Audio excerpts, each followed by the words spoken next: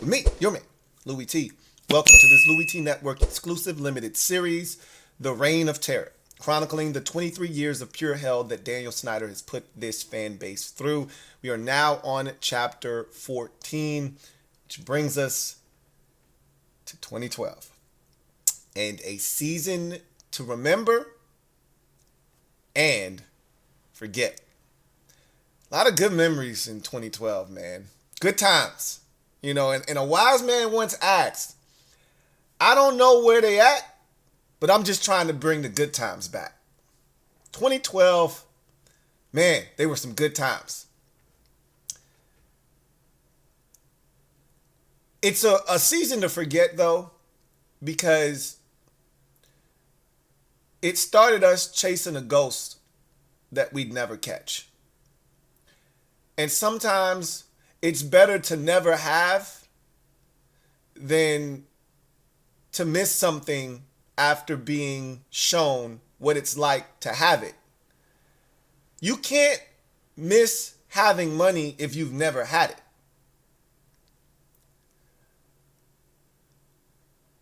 A lot of times people have meager existences. You know, they don't have a lot of money, but they were so happy, so blissful because they didn't know what they didn't know. Getting Robert Griffin III in 2012, being exposed to what could be, seeing what some of these teams have done with these young quarterbacks, Patrick Mahomes, Joe Burrow, Justin Herbert, hell, even Jalen Hurts in Philadelphia, Cam Newton. Watching what those teams were able to, even if it's just one magical season in the case of Carolina, but you know, when you're looking at the future of the NFL, and you're looking at Patrick Mahomes, he's young. You're looking at Joe Burrow, he's young. You're looking at Justin Herbert, he's young. And what those teams are probably going to be like for the next decade plus, Josh Allen, he's young in Buffalo. That could have been us. And you know what? That shit hurts. So looking back on 2012 with fond memories, it's always fun to look at some of those highlights, but it's also painful. This is going to be a long episode. Just in case you didn't know, this is going to be a long episode. I'm warning you now, so if you're pressed for time, you probably should get out. Come back another time. So 2012 was just this fascinating turn of events. Washington would be hit with a salary cap penalty shortly thereafter, entering into the Robert Griffin III trade to move up to number 2. They did not know that at the time that penalty was coming. There was an uncapped season in 2011 or 10 or 11, and the league pretty much told all of its owners, do not dump salary in this uncapped season or else. They colluded is what they did. They colluded. They unofficially told the owners, don't dump salary in this uncapped year or you're going to pay. And they made us pay. We didn't know it at the time. So that was looming. You go into the season coming off of a 5-11 campaign. It was Beck versus Grossman. It was disgusting. The only good thing that came from that is we sucked ass. And it put us in a position to be right where we needed to be to draft a quarterback. And this was a strong draft of quarterbacks. And it was the first year that I really, I'm talking about, dug into the draft. And so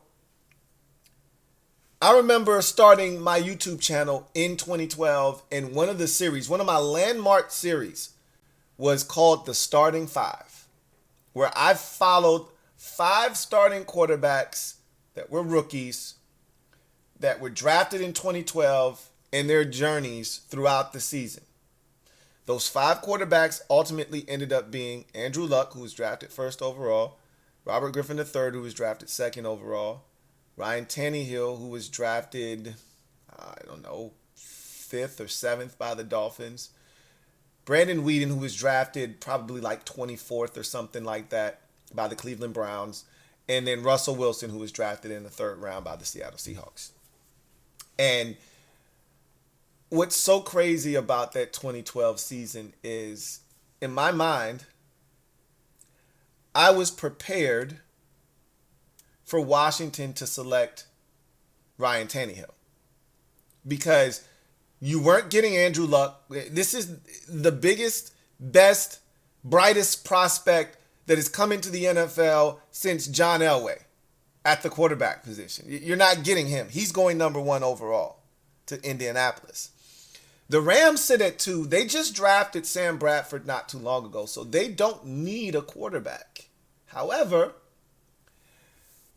there was no talk of Washington going up to number 2, so as far as I was concerned, whomever needed a quarterback next was going to get Griffin.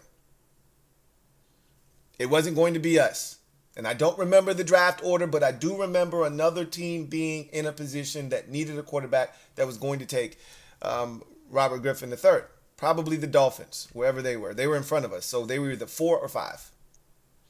So I just assumed we're going to get Ryan Tannehill. I'd done all this homework on Ryan Tannehill.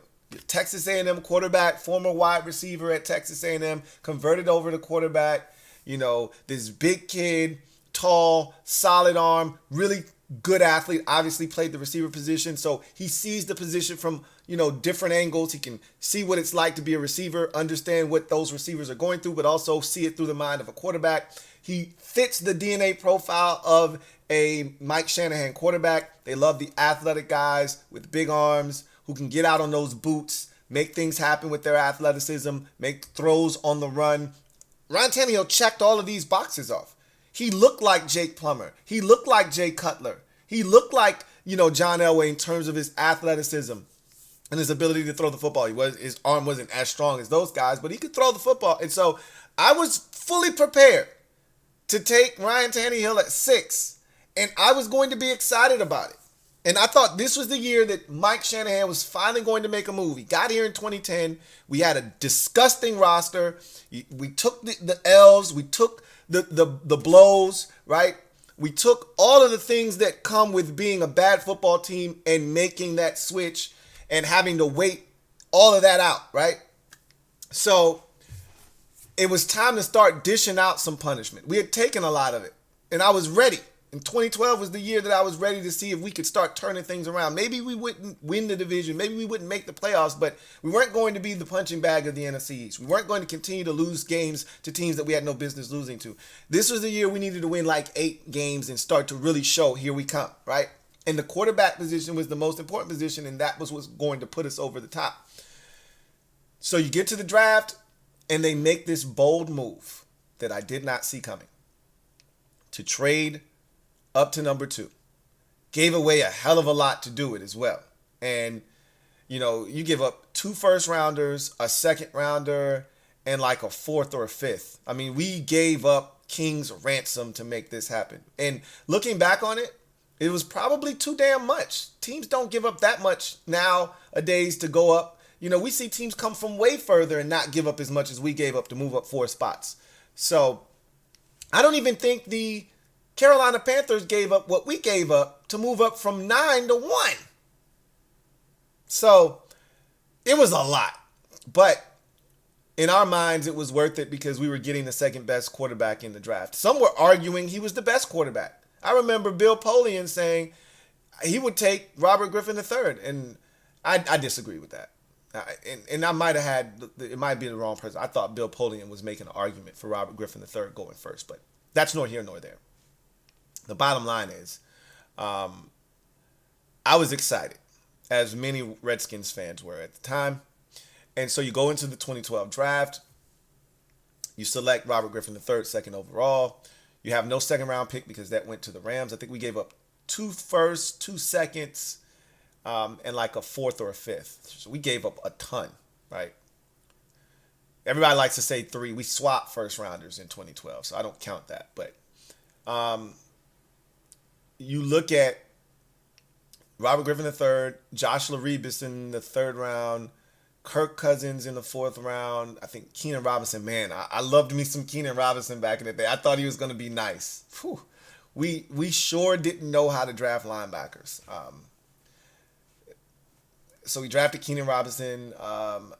Alfred Morris, who we got via the Donovan McNabb trade with the Vikings. We didn't know at the time trading McNabb for a 6th-round pick would net us Alfred Morris, but boy, were we really fortunate to have that happen.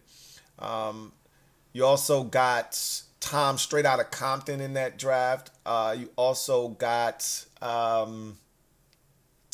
you also got Richard Crawford in that draft as well, who, man, he had a chance to be really good if not for the knee injuries. He had a huge part in that 2012 season, as a lot of those rookies did. Obviously, Robert, Kirk, Larebus had to play a little bit with some injuries to guys like Corey Lichtensteiger. And Richard Crawford had the big punt return against the Ravens. He had a fumble recovery against Dallas. Like, he was huge, man. As a matter of fact, that fumble recovery, I think it was against the Eagles the 2nd time around. But that's nor here nor there. The bottom line is that was a really strong draft. And I told you I thought that the 2011 draft was a foundation setter. So building upon what we did in 11, coming back with this 12 draft, getting your quarterback, getting all these other parts, I thought, man, we're on our way. We're on our way. And so I remember, I rarely talk about the preseason on this series because it's the preseason. Who gives a shit? But I remember the buzz that year just being so great. And like getting to that first preseason game, I think it was against Buffalo, and we roll out the offense. And we went right down the field and we scored a touchdown. Never have I anticipated a preseason like I did in 2012. And they didn't want to show too much, but we went right down the field on the Bills, scored a touchdown. I was saying, oh, shit, this is going to be epic. And it did not disappoint. We get to week 1, and we go to New Orleans, and we hadn't won in New Orleans in years. And I'm thinking to myself, and this is Drew Brees, this is prime Drew Brees. They had just won the Super Bowl like 2 years ago. So this is prime Drew Brees. This is Sean Payton. But they had just endured Bountygate, right? They just got slapped with Bountygate. Payton was suspended. They had a bunch of players out. Guys that were appealing were able to play, but it was a mess. So they were vulnerable. But I still said it's Drew Brees. It's Marquise Colston. It's the rest of that group. They're probably still going to dig in our ass. Anyway, we go there. And we are dominating these boys. Robert is having himself a game. Griffin is born. He throws that pass to Pierre. Pierre leaps in the air. This is the first year of Pierre Garçon. Remember, we signed him to a big deal in 2012 away from the Indianapolis Colts in free agency. So he was another piece that was brought in here. And he was huge, obviously. And he leaps up, catches the rock, speeds past the entire Saints defense, outruns a defender that nips at his heels. But in doing that guy nipped at his heels. Pierre sprains his big toe, and he ends up missing the next 2 or 3 games. So that was pretty big because I thought if Pierre's healthy in those first 4 games of the season, I don't think we start the season off, 2-2. I think we start the season off 3-1, 4-0. But that's nor here nor there. That was a big play, and that set the tone for the game. Alfred Morris, A Star is Born, he was outstanding, but it was the Robert Griffin III show. And I was just blown away. I remember being mesmerized at all the plays he was making, escaping the pocket, eluding sacks, extending plays, running the football, throwing the football. I mean, his arm was ridiculous. There was so much zip on the football. His release was lightning fast. This was so much fun. I've never seen this in Washington under center before. This is great. So we go in there. The Saints are crawling back into the game. I mean, we're dominating these boys, but it's Drew Brees, and he never dies. And so we're up 33-17. They go down. They score a touchdown. They go for 2. They get it. And I'm thinking, oh, shit, here they come. And Rob's like, don't trip, bro. I got this, bro. And he took us right back down the field. We scored again. 40 burger. Think about that. A 40. A 40 burger in week 1 in his debut. Are you kidding me? I think Dijon Gomes might have gotten a pick to set up that last touchdown. We drafted a lot of guys, young safeties that came in early on in their careers and had some really, really impactful games, but for whatever reason, they just weren't able to stick. Anyway, 40 points. We win that game 40-32. And I just remember saying, damn, that was impressive. And I remember Tom Lavero calling his shot on that game. He said that was the shock and awe game, that it was going to be the shock and awe game, that Washington was going to come out and shock and awe everyone with their performance. This was before the Saints game, before we knew what was coming, and he was right. Boy, was he ever right.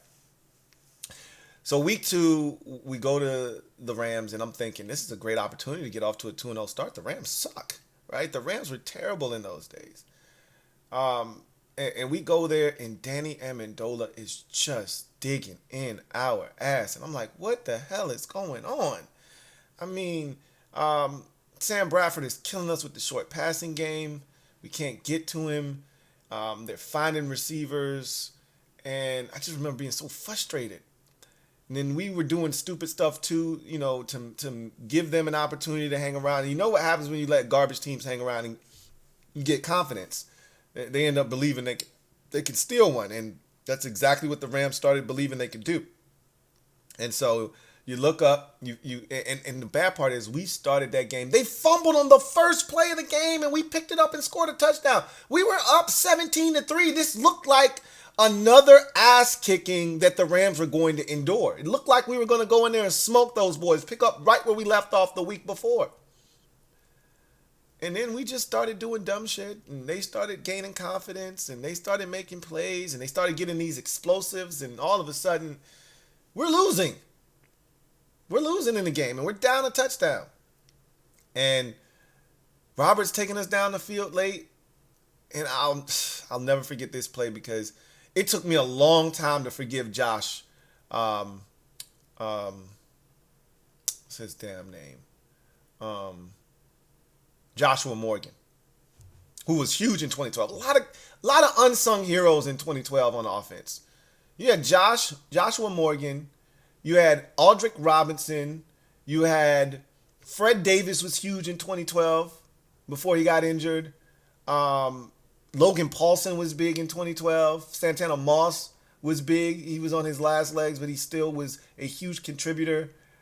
Pierre Garçon obviously was huge in 2012. A lot of unsung heroes. Alfred Morris. Evan Royster was really good in 2012. Rob Jackson was a beast in 2012. So I don't know if you guys remember, but Brian Orakpo gets injured early in the season, like week 2, 3, something like that, done for the year. And so Rob Jackson has to play essentially along with Lorenzo Alexander. They kind of platooned opposite of Ryan Kerrigan. Rob Jackson was an animal in 2012. We don't make the playoffs. We don't have the success we have without Rob Jackson. And I'm not bullshitting. You're just probably thinking about the Dallas game. No, Rob Jackson had 3 picks that year, a pick 6 that year, forced fumbles in huge spots in that year. Rob Jackson was everything in 2012. But I digress. A lot of unsung heroes in 2012. And Joshua Morgan was one of those unsung heroes, but he also pissed me off in that Rams game because Robert hits him on a 3rd down. And all he has to do is run forward, and he's going to get the 1st down. And now we're in striking distance to try to score and try to win this game. And he runs backwards after catching the ball and doesn't get the 1st down. And we're pressed for time, and the defender doesn't want to let his leg go. And so he takes umbrage to it. He gets up and he throws the ball at him and gets a 15-yard penalty. So not only did your dumbass not get the 1st down, you also got us a personal foul penalty that makes it 4th and 16, so we can't even go for the shit now. So we send our whack-ass kicker, Billy Cundiff, out there. I always used to say Billy Cundiff. And of course he misses. He wasn't even close. And I think it ended up being like a 62-yard field goal. I mean, what are you going to do? We lose the game. So we were down 3. So it must have been 31-28 or something like that. We were down 3. We were going to win that game. We were going to go score a touchdown and beat them. Missed the field goal, lose the game, and we're 1-1. And that's leaves a bitter taste in your mouth because the Rams suck ass. There's no excuse for that.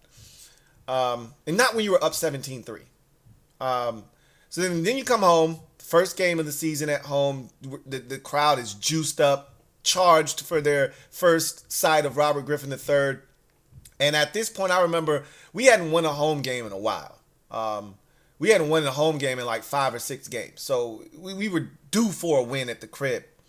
So Cincinnati comes to town. And they set the tone early in that game. I remember Mohamed Sanu taking the first snap offensively. I'm like, what kind of bullshit is this? And he used to be a college quarterback at Rutgers. So he takes the opening snap and he launches that bitch to A.J. Green for like an 80-yard touchdown on the first play of the game. I was like, effing kidding me? That set the tone. We had no answers for the Bengals offense the entire day. They racked up 38 points on us. Made it a shootout, and we were game, but we just didn't have enough. They beat up Robert that day. The Bengals got after him. It happens. And the Bengals were a good team then, so I wasn't tripping about it. They could score points with the best of them. So you take that one on the chin, you keep it pushing, and you say, all right, let's rebound. This was fun. Even though we're 1-2 right now, I was having fun 3 weeks into the season. Disappointed that we're not 3-0 at this point. Disappointed that we're not at least 2-1. But I'm having fun. I'm enjoying myself, and I'm thinking to myself, if this is what we're getting out of this kid moving forward, we got ourselves a real one for the next decade plus. So you go to week 4. We're on the road at Tampa. And haven't I told you, every time we play Tampa, it's some shit. It's always, a different type of game. It's always close. And this was no different. We jumped on the Buccaneers early in that game, but the Buccaneers would not go away. And eventually they took the lead. We jumped on the Bucs early, and then they made this furious comeback and took the lead 21-19. And the only reason they were ever leading in the game is because of Billy Cundiff. Couldn't make a damn kick. He missed 3 kicks, and I want to say 2 of them were inside of 35 yards. I mean, he was absolutely ass-tastic. So at this point, I wanted him gone. And he was already a bad retread. Cundiff, if I'm not mistaken, no, he hadn't missed the Lee Evans kick yet for the Ravens, I don't think. I don't think that happened until the next year in 2013. I don't even know why he continued to get jobs. Billy Cundiff looked like he wanted to vomit every time he had to kick a field goal. So, dude was super, super trash. And he almost cost us that Bucs game. And it's crazy because Robert takes us down the field, trailing 21-19. The first of many, what felt like many comebacks in his rookie season. And we're in field goal range. We ended up getting, I think, like a penalty, like a 5-yard false start penalty or something. And I'm like, yeah, look, I can't back up anymore. This dude is, like, Shanahan really didn't want to kick this shit, but he ain't had no choice. And you send Cundiff out there, and he'd already missed 3 times. So I had zero confidence he was going to make this kick. And it's from like 37 yards or something. He makes the kick barely. I'm talking about if this thing were back a yard more, it would have hit the upright, he would have missed. He barely squeezed it in the upright. I remember saying, get rid of this clown, please. He's going to cost us another game. So we even up the record at 2-2. You're feeling good. You're ready to snap this home losing streak at this point. So you go home. Atlanta Falcons are awaiting you. They were playing exceptional football. Remember, they were really good at that time. Matt Ryan was hitting his stride. He would win league MVP, down the road. But the Falcons would be one of the best teams in the NFL, specifically in the NFC that year in 2012. I thought we could have beaten them. We would have played them in the playoffs had we beaten Seattle. And I felt like we could have gone to Atlanta and beaten them. The only team I don't think we would have been able to handle in the NFC was San Francisco. They were too physical, too fast on defense. They would have been able to handle Robert's legs and neutralize him and beat him up. And I don't think we would have been able to withstand that offensively. But I would have loved to have seen us try. Anyway, the Falcons were undefeated at the time. They came to FedEx, and we had those boys on the ropes. Robert, was by the sideline. And I ultimately thought one of the biggest causes of Robert's demise is his inability to slide. There are a lot of faults that Robert Griffin III had as a player. His pocket presence wasn't as great. He didn't have any wiggle. Like, it's what the Ravens run and what we were running back in 2012, and what we were doing was innovative in 2012.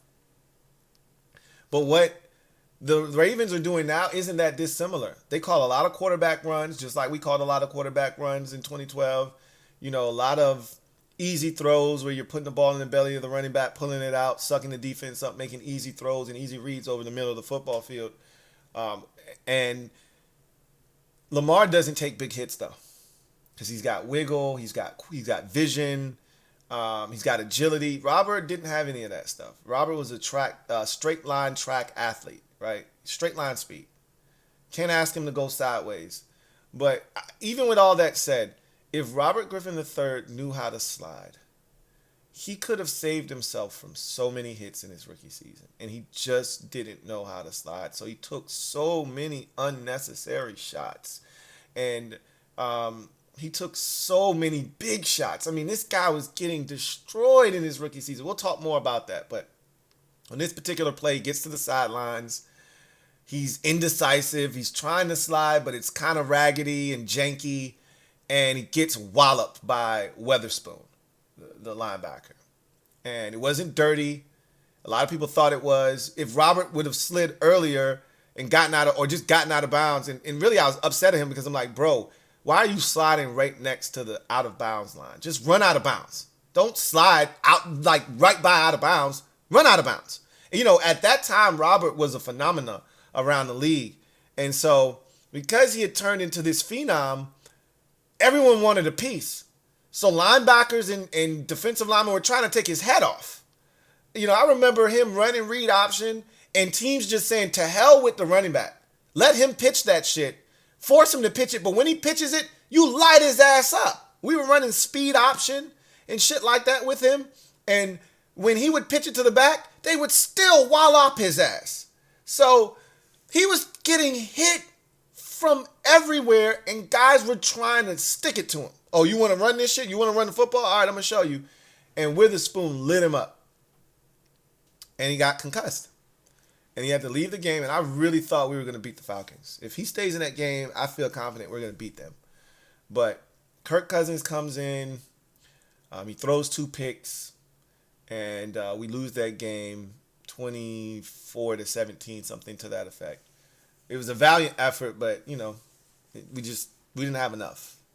So we're 2-3. The Vikings come to town the next week, and remember, Adrian Peterson is back. Adrian Peterson is back from the ACL injury, and he's carrying the Minnesota Vikings currently. They got Christian Ponder, who's the second-year quarterback under center, and he stinks. And we were just doing a lot of nonsense in that game early on. If not for the defense holding up, we probably would have gotten our doors blown off in that game.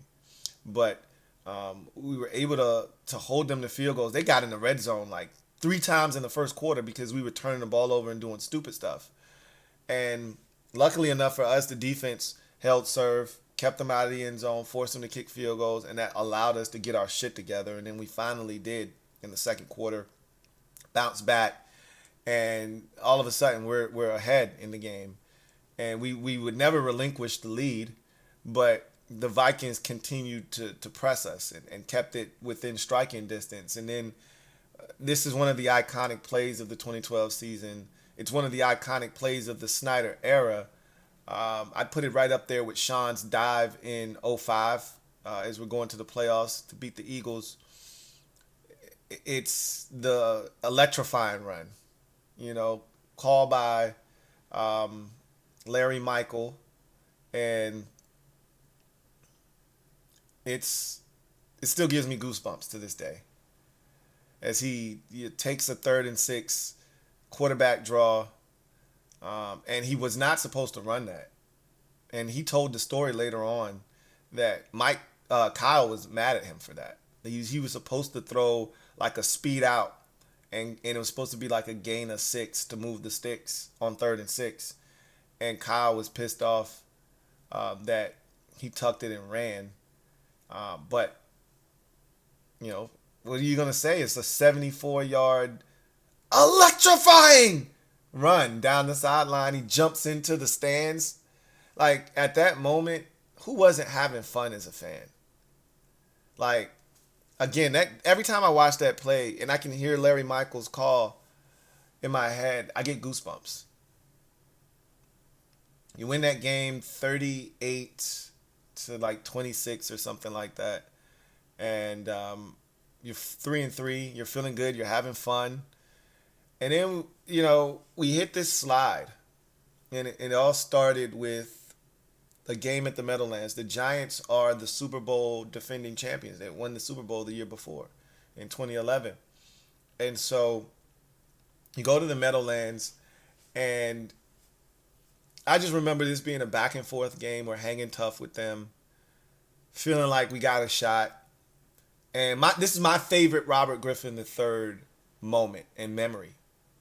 So I talked about all these come from behind drives that it felt like he had in his rookie season. This was another one.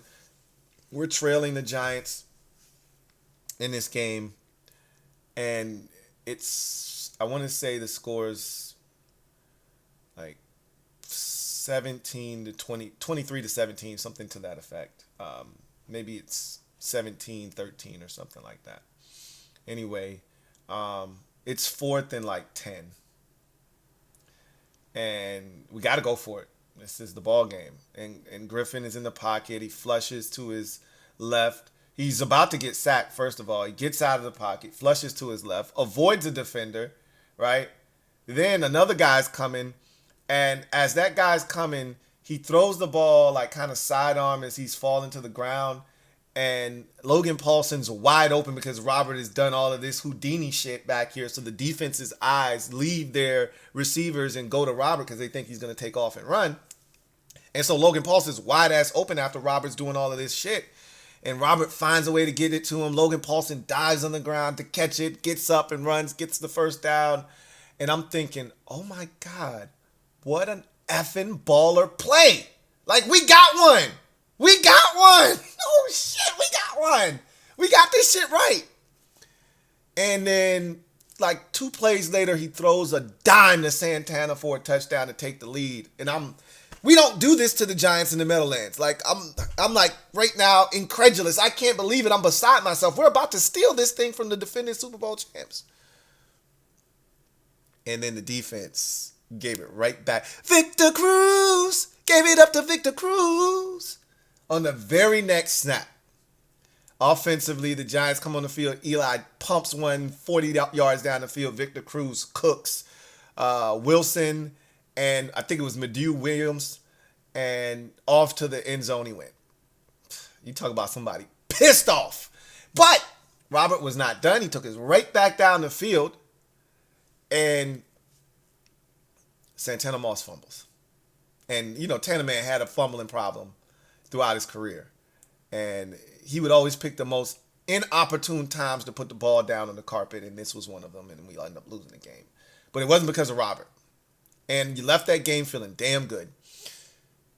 The next game was my least fun game of the season. It was the worst game of the season. I felt Robert was off. The Steelers were extremely physical with us. I just remember the play that stands out to me was we did a double pass with Robert.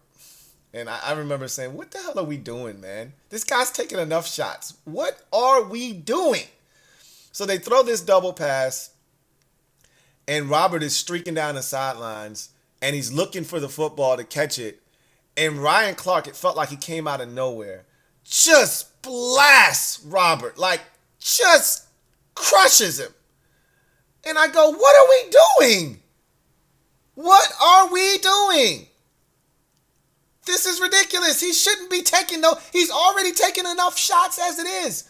Do you understand how many quarterback draws we ran in the red zone? Like, If you saw Washington in an empty set at the 4-yard line, it's quarterback draw. If you saw Washington in an empty set at the 7, it's quarterback draw. If you saw Washington in a 4-by-1 look, it's a quarterback draw. Like, we always ran quarterback draw. So he was taking hits all the time. Now, until they stopped it, we were going to keep running quarterback draw.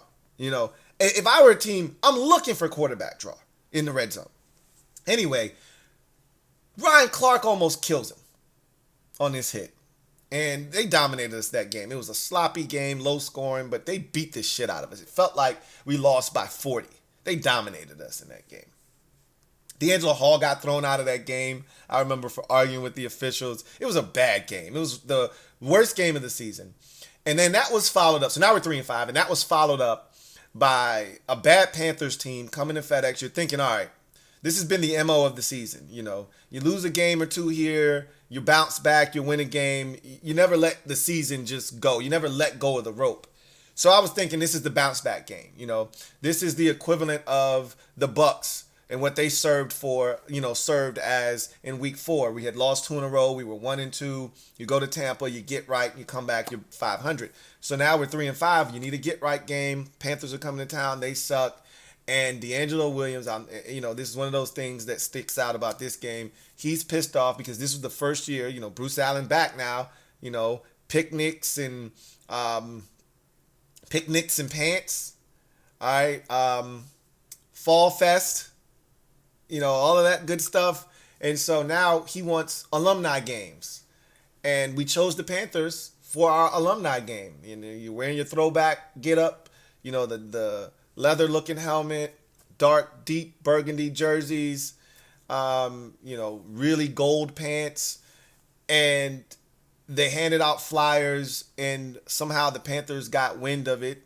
D'Angelo Williams was pissed off because we were the alumni game, and we called it homecoming, though. And anybody that knows, you don't schedule homecoming against a really good opponent. You schedule homecoming against somebody that you're going to crush. So he took it as, oh, we trash, huh? And obviously, we didn't know what the Panthers were going to be. I mean, you could look at the schedule and see what they did the year previous, with a rookie Cam Newton and say, hey, they're probably not going to be really good. Let's schedule homecoming for, this week with the Panthers coming to town. But I don't know if that's what they were thinking, but that's the way he took it. And he came out and he kicked our ass. And this garbage Panthers team that had won one game all season, I think they came into Washington at like 1-8. Come in and they were either 1-8, 1-7, or 1-6, something like that. They came in and they beat us up good, man. Cam dominated us.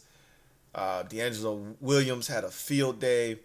And I just remember after that game saying, damn. Well, I was still encouraged by what I had seen from Robert. Like, you couldn't steal my joy from that perspective. But I was like, well, so much for this being a season where we could maybe make some noise. Let's just, see what everybody's got. I wasn't mad at Mike Shanahan after the game against Carolina coming out and saying, we're going to start evaluating players for next year, see what we have. He really called the team out to pretty much say, hey, let's see what you guys have inside. What kind of intestinal fortitude? Are you guys going to pack it in, or are you going to fight? But we're evaluating players for next year. That was the phrase. That was the line that got people stirred up. And I didn't have any issues with it because in my mind, you just lost to the lowly Panthers. You lost to the Rams earlier this season. We're a solid team, but we're not there yet. We got a rookie quarterback. He's going to be really good, though. And I remember Robert saying, we're not giving up. Let's just go win 7 straight. He said that. Let's just go win. Let's just go play ball. We can win 7 straight. We're not giving up. I'm like, man, I love this kid. So we hit that bye week, come off the bye, and the first team up is the Philadelphia Eagles. And I remember us just kicking their ass. Robert threw a deep ball to Aldrick Robinson in that game. And Alfred Morris was outstanding, and the Eagles were trash. That was Andy Reid's last year, if you remember, in Philadelphia. He would get fired and then go to Kansas City, and then Chip Kelly, the chipster, would come in the next year. So the Eagles were ass-tastic, and we took it to them. And it was always good because they kicked our ass for so long with, during the Donovan McNabb era that anytime you could beat them up, it felt good. So we beat the brakes off of them. That game was never close. So this is when shit was getting real, though. The following week, it was Thanksgiving and it was Dallas. The week after that, it was Monday Night Football and the Giants were currently leading the division. And the division was tight. Everybody except the Eagles were right in the mix. We weren't either at the time. We were 4-6, but Dallas and the Giants had jumped out, and but they weren't too far where you still couldn't see them. But you couldn't afford any losses, really. You needed to win out. But we weren't thinking that at the time. What I had learned as a fan, having already enjoyed two, end of season runs back in 05 and 07, you just let them happen. When you look for them, when you anticipate them, you don't get them. When you just let it happen, you just enjoy the ride, enjoy the moment, that's when they come. I wasn't expecting it in 05. I wasn't expecting it in 2007. I wasn't expecting it in 2012. And they happened because I let them happen as a fan. I just enjoyed the ride. So you go to Dallas on Thanksgiving, and it's my favorite Dallas game of all time as a fan. Obviously, I wasn't alive for the 83 playoff game, NFC Championship game. Monday Night Miracle was not an enjoyable game for the first, the first 56 minutes of that game was horrendous. Okay. The last four were super fun, but I'm talking about start to finish. That was as much fun as I've ever had because we were kicking their ass 28-3 at halftime. And Robert Griffin III was in fuego. Anything he wanted to do, he could do. He had an Aldrick Robinson bomb.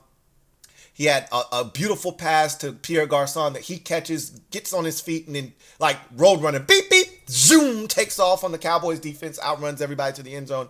And then D'Angelo Hall gets a late pick in the second quarter, right before halftime. And Robert rolls out to his right and throws the most gorgeous back shoulder ball to Santana Moss. I remember in that moment saying, I'm witnessing one of the greatest rookie seasons in NFL history. Like, this kid is freaking ridiculous. That throw to Santana is my favorite throw from Robert Griffin III. You know how hard that throw is? The level of difficulty. That defender was right there. Santana hadn't even come out of his break yet. That was not the route. He threw Santana open. All Santana had to do was turn around. I lied. My favorite Robert throw is against the Eagles the second time. That corner route he throws to Santana Moss. But that throw is right there. The degree of difficulty on the move, moving target, corner right there, pinpoint accurate, 28-3. Santana with a great footwork,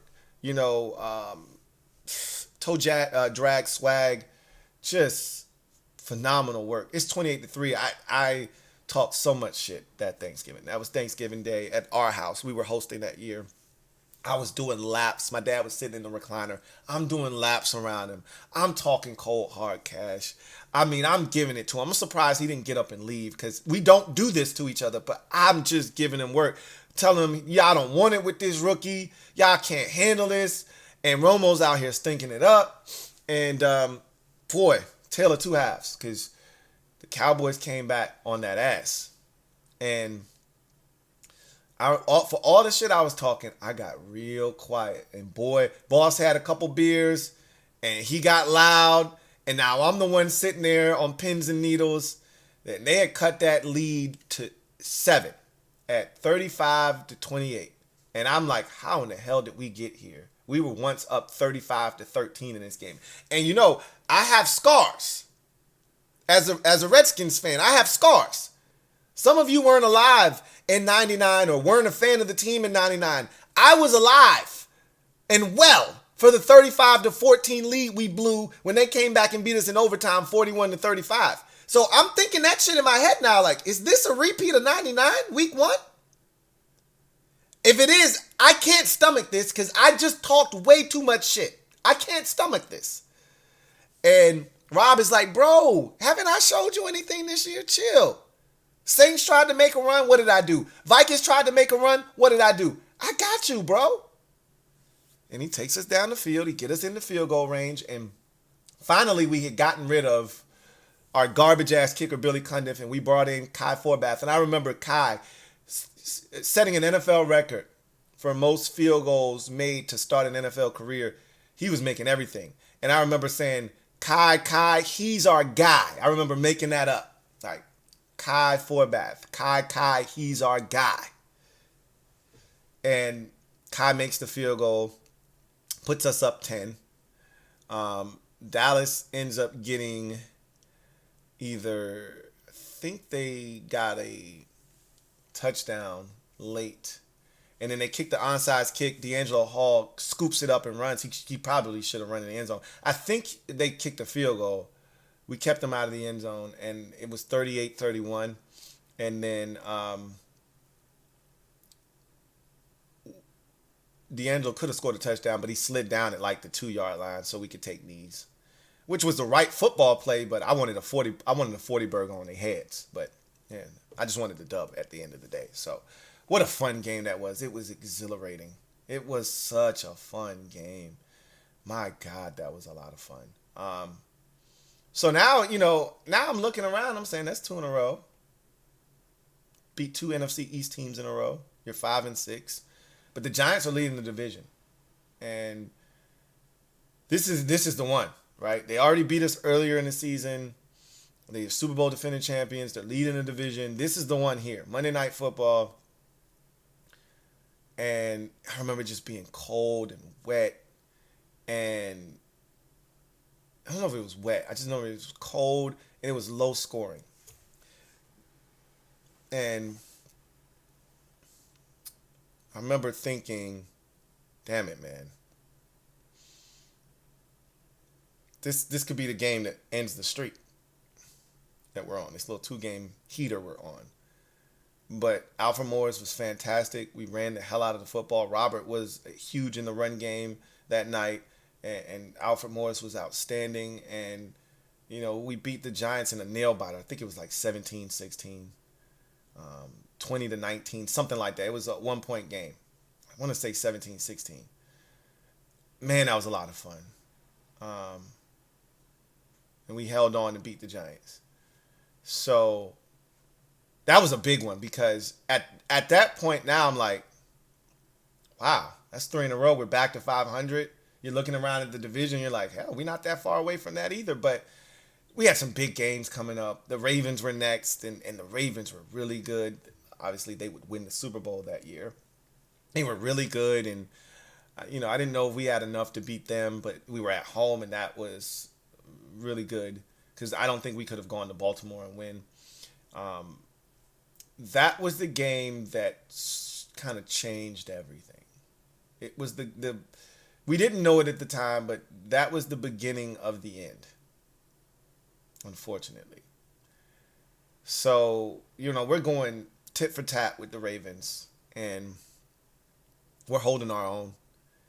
But we're down late, 27-20.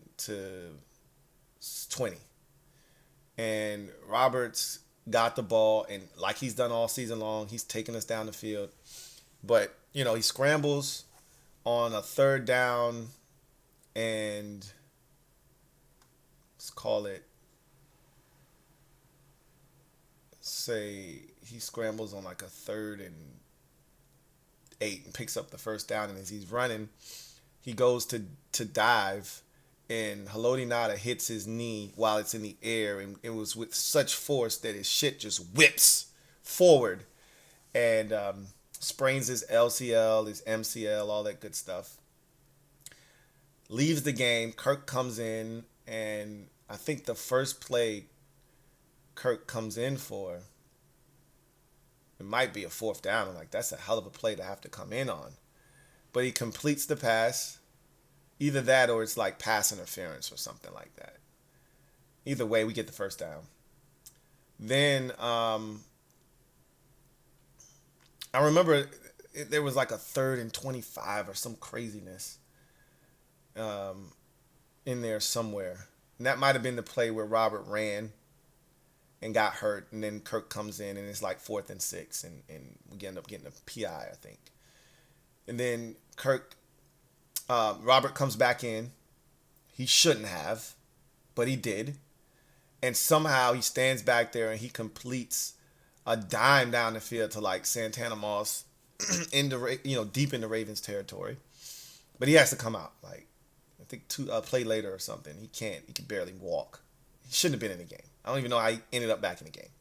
Kirk comes back in and scrambles and extends a play and finds Pierre in the corner of the end zone, and it barely gets there before the defender gets there, but Kirk lobs it over the corner before the safety gets there, and Pierre catches it in the end zone, and we take the lead, and we have to go for 2. So what was the score?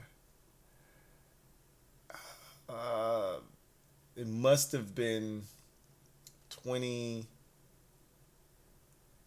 It was 20, maybe it was 27-19 or something like that, or 28-20, something to that effect. I felt like we were down 8 though. Whatever the score was, we were down 8, or 20 or 30-22, whatever it was. We were down 8, and we had to go for 2, and they surprised everybody. They ran the old quarterback draw with Kirk. They weren't expecting that with Robert in the game. You're all geared up for it. With Kirk in there, not so much. And Kirk took off on their ass and got in. I remember him spiking the shit out of the football. I'm like, hell yeah, Kirk! So it's tied up. We go to overtime. We get a stop. And they punt the ball, and Richard Crawford makes his signature play with a big punt return. I still don't know how he lets the punter catch him. He must have run out of gas. I'm like, bro, what are you doing? Why did you stop? Just keep running. If the punter catches you, he catches you, but you can't stop. Unless you're going to dice him up, and he didn't. But we were in field goal range, and our guy hadn't missed yet. So Kai, he's our guy. He hadn't missed, so I wasn't tripping. It was not like it was Billy Cundiff. But he makes the field goal, does Kai Forbath, and we win in dramatic fashion. And the question after the game is, what is the status of Robert Griffin III?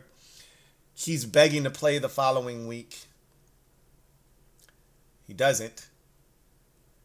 Mike makes the right call, sits him out. But this is the problem when you got an owner like Daniel Snyder who allows players to have a direct line to him.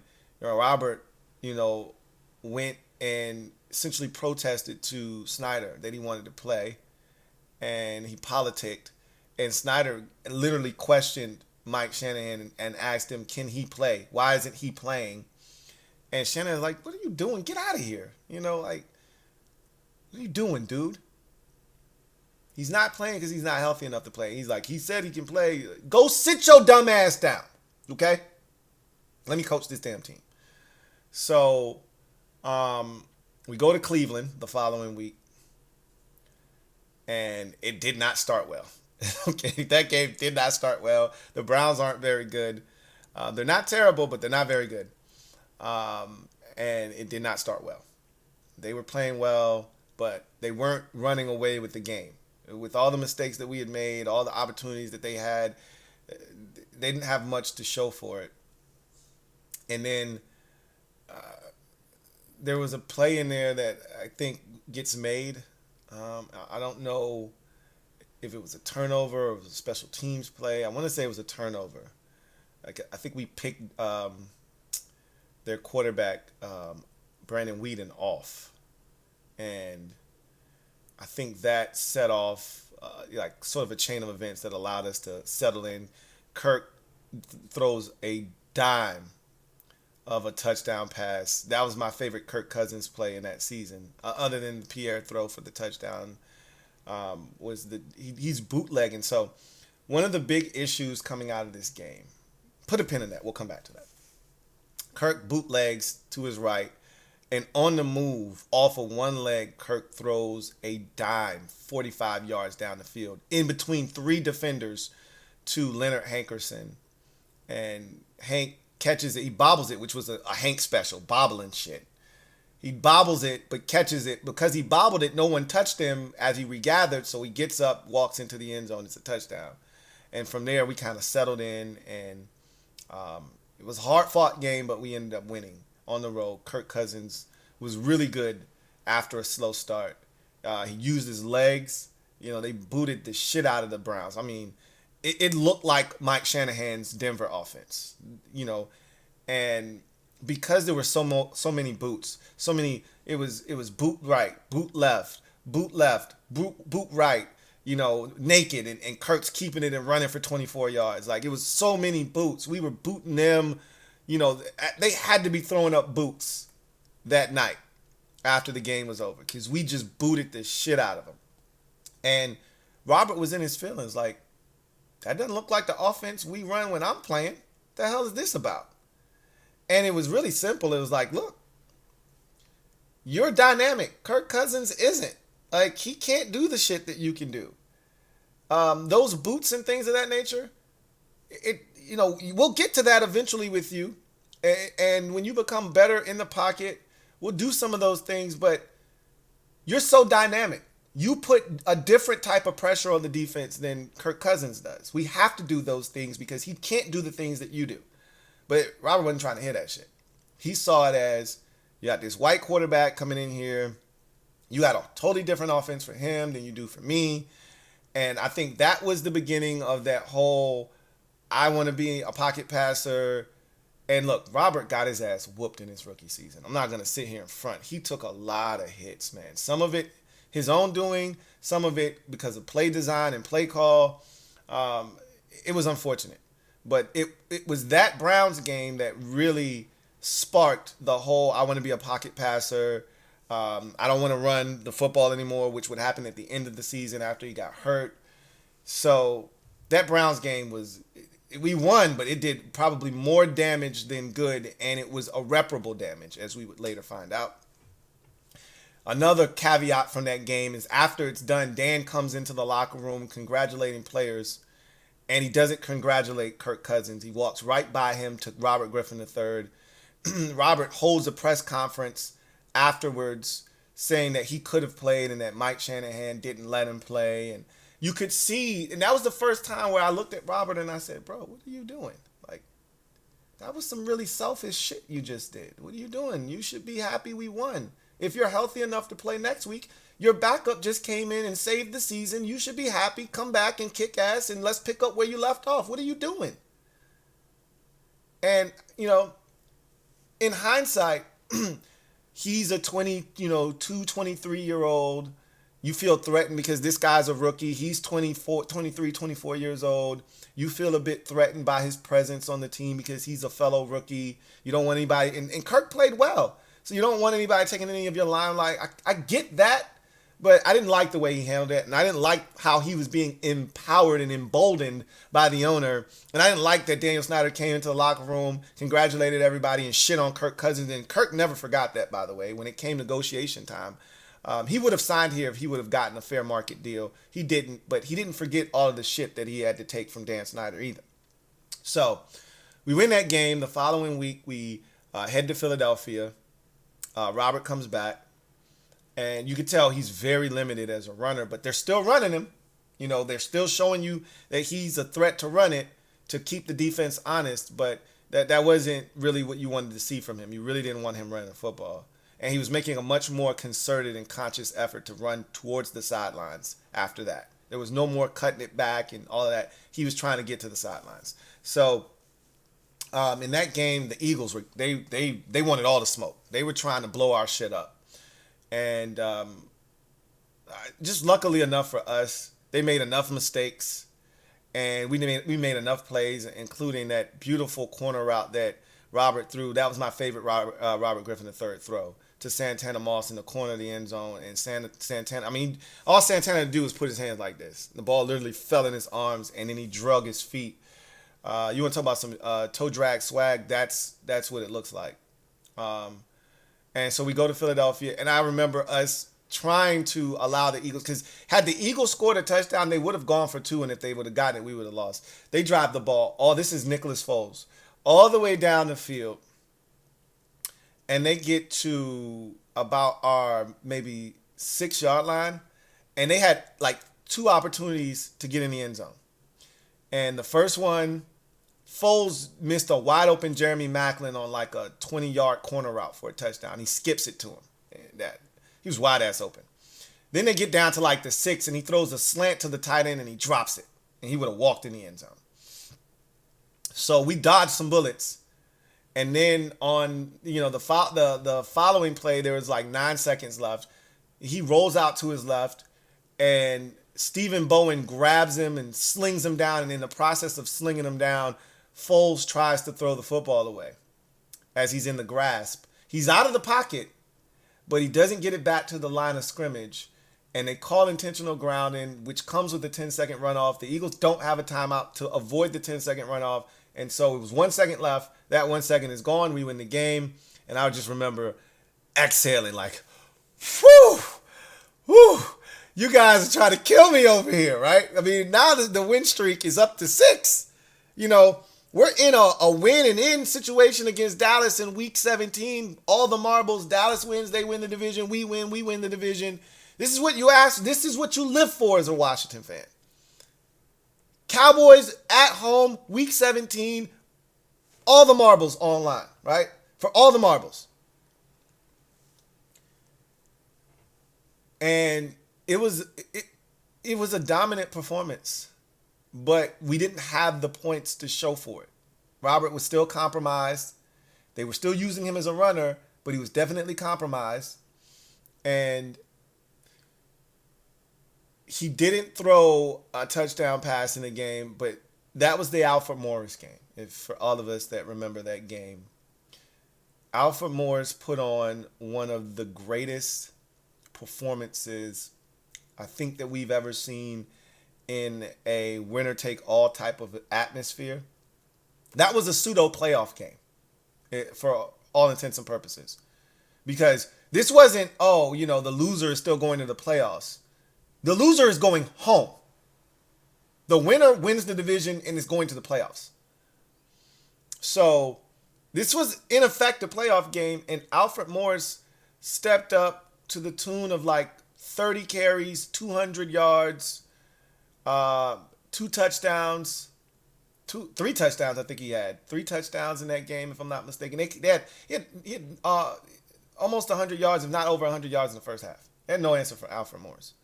And then Robert added a rushing touchdown. I remember him turning that corner on read option and then hopping into the end zone inside the pylon. Like, you could tell he was still hobbled, but he got in. And who can ever forget, like, Romo stunk in that game. He threw 3 picks in that game, but who can ever forget? It's 21-18. We're clinging to a 3-point lead. Cowboys, we were up 21-10, dominating them. And then they scored a touchdown. I think we gave up a big punt return to Dwayne Harris. Face masked them, and that turned into a touchdown, a few plays later. And they get the 2-point conversion, and now it's all of a sudden it's 21-18. What was once 21-10 is 21-18, and now they got the ball back. And I'm thinking to myself, we cannot blow this. We've dominated this game. We're the better team. We cannot blow this. And then I another one of these, I get goosebump moments. Rob Jackson fakes like he's going to blitz off the edge, drops underneath the running back who's in the flats, Felix Jones. Romo never sees him, falls underneath that loft job that Romo throws, picks that bad boy off, falls down on the ground. And I just remember thinking, all right, as happy as I was, let's salt this baby away. Let's get a touchdown and put this thing away. And we get all the way down there. We hand it to Alfred Morris. I think he's in. Everybody's saying he's in. Then a bunch of Cowboys are pointing this way, saying he fumbled. And then one referee is walking in, hands up, touchdown. The other referee is pointing the other way, saying it's Dallas Cowboys ball. I'm as confused as can be. My heart is beating through my chest. What is the call? And the guy coming from the judge at the pylon is walking in, and he's like shaking his head like, nah, bro, it's a touchdown.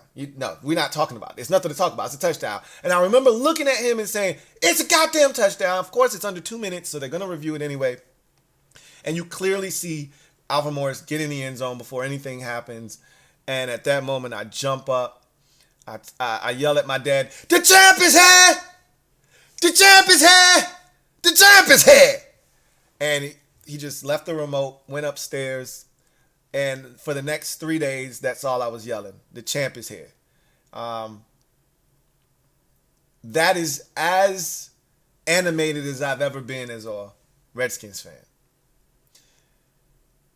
And I remember going into that playoffs thinking, what's stopping us from getting to the NFC Championship game? Like, legitimately, I didn't think we were good enough to beat San Francisco. But I said, I know we're good enough to beat Atlanta, and I know we're good enough to beat Seattle, who we were playing in Wild Card Weekend, hosting. Washington finished the season on a 7-game win streak, 10-6, the last time we won double-digit games. We host a playoff game, and we come out, and I remember being so excited about that playoff game because we had lost to Seattle in both 05 and 07, so they were due for an ass kicking. So when we came out on the first 2 possessions and moved it right down the field and they had no answers, I was like, I want 40 on their skull tonight. I'm trying to have a fiesta. Woo! I'm trying to have a party on their ass tonight. And Robert throws that second touchdown pass as he's falling out of bounds, and he comes back limping, and I'm like, no, not now. And he was never the same in the game. We didn't score another point. Robert stays healthy, they have no chance. Our defense was dominating that night. We were kicking Seattle's ass. I'm telling you right now, Robert doesn't get hurt. We're rolling up 35, 400 and something yards of total offense, and it's not even a contest. We were so much better than them. But we all remember that fateful fourth quarter. He's in the game. And I was saying, I don't know if I was one of those people that at halftime wanted him out, but I definitely wanted Kirk to get an opportunity a lot sooner than he did. And you can see Robert was compromised. He didn't need to be out there. But I've seen him operate in this space before, where he could barely walk against Baltimore. He operated. That's not where you want to be. He looked a lot like that, which he had to come out of that game. And he didn't look like the one in Philadelphia or against the Cowboys at the end of the season. He looked like the guy that got hurt against Baltimore, which means he needed to be out of the game. He gets hurt. Somehow he gets back in the game, and we all know there's a fumbled snap. He goes to try to retrieve it. We talked about the turf at FedEx not being the best. Adrian Peterson tearing his ACL the year before. Robert's leg just gives. And I don't know if it had anything to do with the turf, but the turf was raggedy. It was ate up. And he just collapses onto the field. And